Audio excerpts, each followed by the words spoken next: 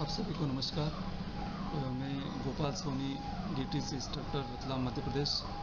सर्वप्रथम आप सभी को बधाई देना चाहता हूँ, शुभकामनाएं देना चाहता हूँ कि शाखा डाकघरों के लिए दर्पण 2.0 का रोल आउट होने वाला है। रोल आउट के पूर्व कुछ प्री एक्टिविटीज़ शाखा डाकघरों एवं लेखा कार्यालय में करना है।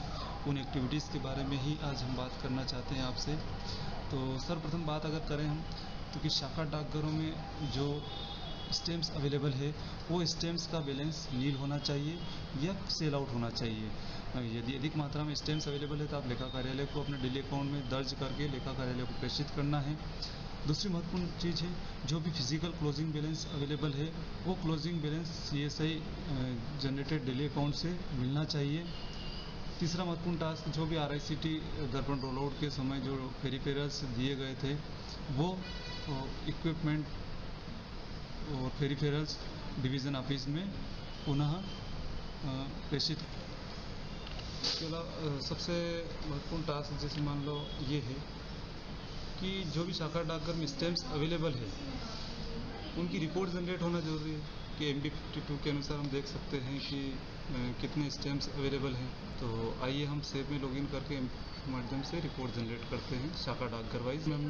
सेप में हमने लॉगिन कर लिया है। यहाँ पर हम टी कोड डालेंगे MB52 और इसमें हमको जो प्लांट आईडी है अपने हेड ऑफिस का वो प्लांट आईडी डालना है।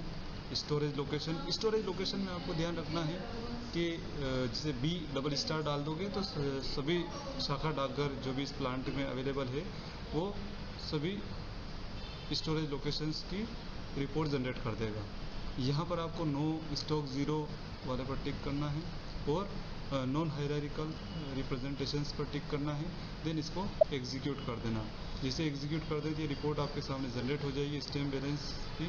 इसको आप एग्जीक्यूट करके स्प्रेडशीट में भी इसको ले सकते हैं, एक्सेल में जनरेट कर सकते हैं ताकि इसको फिल्टर लगा सकते हैं आप अपने शाखा डाकघर के अनुसार कितने स्टैम्प्स अपने यहाँ पर अवेलेबल है उसका फिल्टर लगा सकते हैं। ठीक है, इसको अलाउ किया।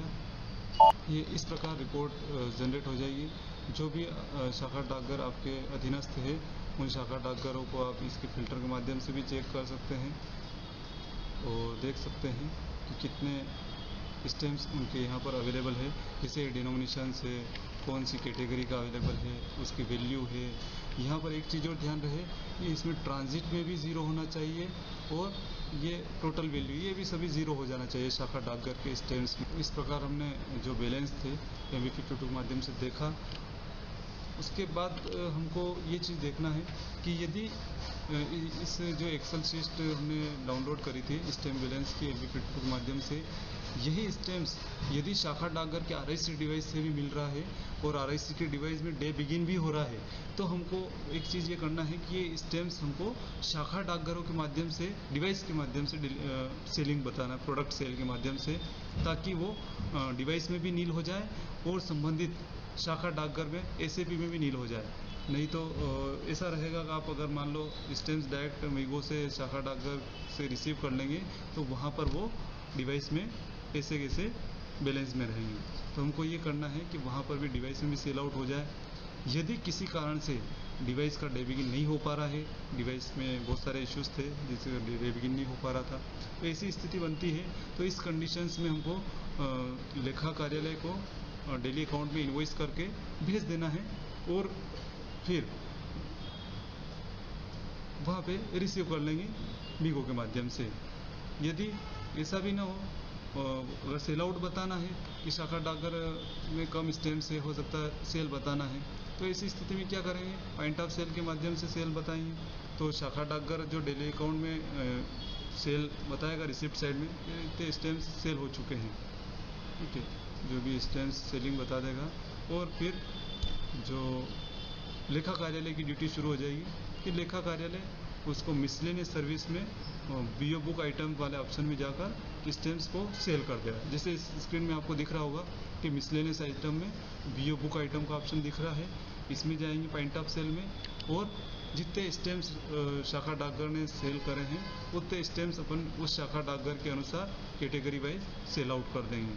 तो ये सारी प्रोसेस अपनी एक तरह से रहेगी कि एक तो स्टैम्प्स को शाखा डाकघर के माध्यम से लेखा कार्यालय को भेजना, कुछ स्टैम्प्स डिवाइस के माध्यम से अगर सेल आउट करना है, या फिर डिवाइस में डेबिट नहीं हो रहा तो लेखा कार्यालय में पॉइंट ऑफ सेल के माध्यम से सेल आउट करना। तो ये सारी प्रोसेस रहेगी।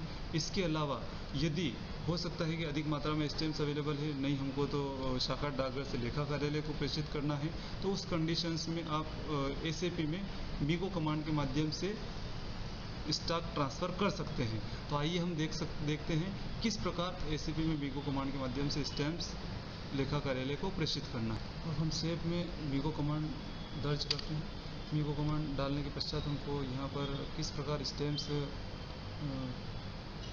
शाखा डाकघर से लेखा कार्यालय को प्रेषित करना है, तो उसमें सबसे पहले आपको सिलेक्ट करना है रिमूव फ्रॉम स्टोरेज, ये लोकेशन सिलेक्ट करना, अदर सिलेक्ट करना है, 313 सिलेक्ट करना है। देन यहाँ पर BO to AO इस प्रकार सिलेक्ट करना है। देन यहाँ पर क्या करना है, जो भी स्टैम्प्स अवेलेबल है, जिस कैटेगरी के स्टैम्प्स अवेलेबल है वो टाइप करना है। ये हमको रिपोर्ट से पता चलेगा, जो हमने एक्सेल शीट में रिपोर्ट जनरेट करी उससे पता चलेगा कि कौन सी कैटेगरी के स्टैम्प्स हमारे पास अवेलेबल है। तो जैसे हमारे पास ILC टोटल 4 अवेलेबल है 10 रुपये के। तो हम यहाँ पर जो भी ILC